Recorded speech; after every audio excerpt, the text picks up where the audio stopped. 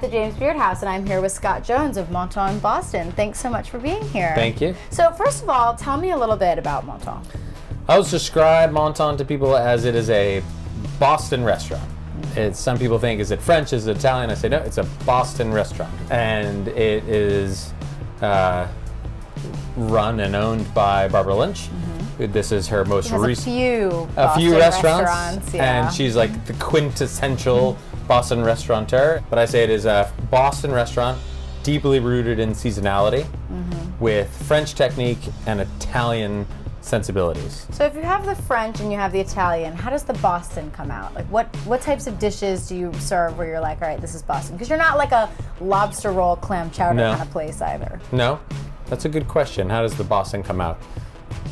I don't know if it comes out in, I don't know if you would get a dish and you would say, this is Boston, other than all the food is coming from the area. From the area. A lot of the food comes from the area. It's more that you are in Boston and the staff feels like they're from Boston. And the neighborhood that we're in, Fort Point, you're looking out the windows and you see the city right there.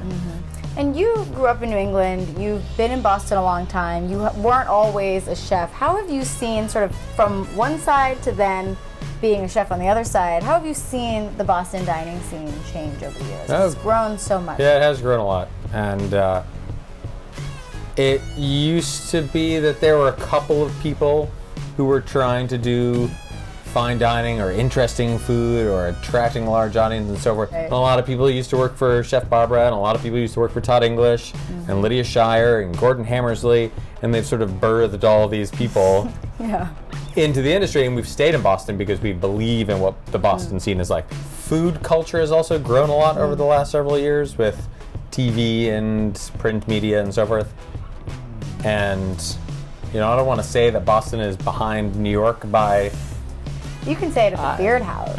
Yeah. I'm in New York, it's like... You may never be able to go back to Boston. Yeah, I don't want to say we're behind New York, really, but that, New York has 15 million people or something. Yeah. Boston has 4. Right. And so we've slowly built up enough people and enough interest to then sustain those kinds of restaurants. Your story on some level as a chef is relatable to all the people who think about quitting their jobs and going into the food service industry. Yeah. You don't have the typical story of like, I started dishwashing at 14. No, I wish. Might be a little easier for you. Yeah, it would have been, who knows, I wish. Tell me a little bit about your journey into food and then specifically into, the Barbara Lynch empire. I grew up cooking a lot. My father really enjoyed cooking, and my mother really enjoyed, both my parents enjoyed cooking, and my twin sister and I really liked cooking together, and we watched all the old cooking shows that people still know, like the great, the Master Chefs, the old CIA, those kind of cooking shows don't exist anymore, and then when I graduated from high school, I was like, maybe cooking school, and decided not, and went to Harvard and studied biochemistry instead. Totally the same. It's totally the same. I always wanted to be a scientist. I always had a great passion for it. Tried to get a scholarship to go to cooking school after college. But I didn't get the money, and that was fine, and instead I got a job teaching in England, so I moved to England for a year and taught and had a great time, and so I was a high school teacher for a while.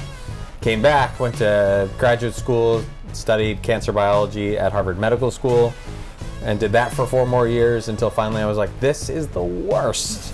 This is the worst. And what it was a crisis of faith. I lost faith in what I was doing. And it doesn't matter what you do or what the point is. And people always say, like, you used to study cancer, like that seems way more important than food. I don't think so. Yeah.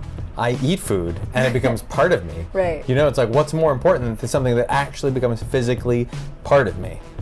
So I quit, and I cried a lot for a long time. I'm not gonna lie, it was really hard.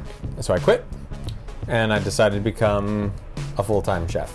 Having never worked in a restaurant or didn't go to culinary school, staged at a bunch of area restaurants and went to Number 9 Park, one of Barbara Lynch's restaurants.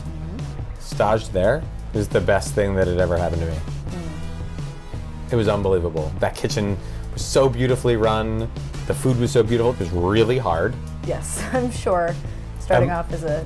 Because I was the kid. Yeah, I was the kid who watched the other kid make salads. Oh, the kid 10 years younger than you makes salads. Yeah, and I was Chef Patrick and I are pretty much the same age.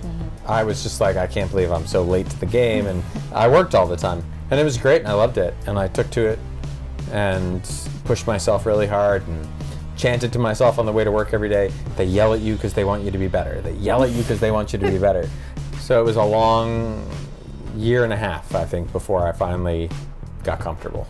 And you've stayed, you were at number 9 for a long time. You've sort of stayed in that Barbara Lynch sphere of things. What do you think that you've brought on your own signature to both restaurants? Because obviously, these are sort of powerhouse restaurants in Boston that have their own identity, and you're, just being elevated recently at Menten. Like, how do you see yourself having your imprint there?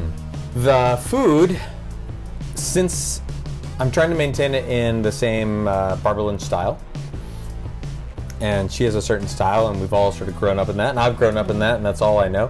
But at the same time, because I didn't have that classic training, I wasn't tied to that as much, so I'm a little bit more willing to try things that people are like, I've never heard of that. Yeah, You're like, can't go that way. You can't go that way, and it's like, I have no idea why you can't go that way. Right, why not? Yeah, and the results are often great.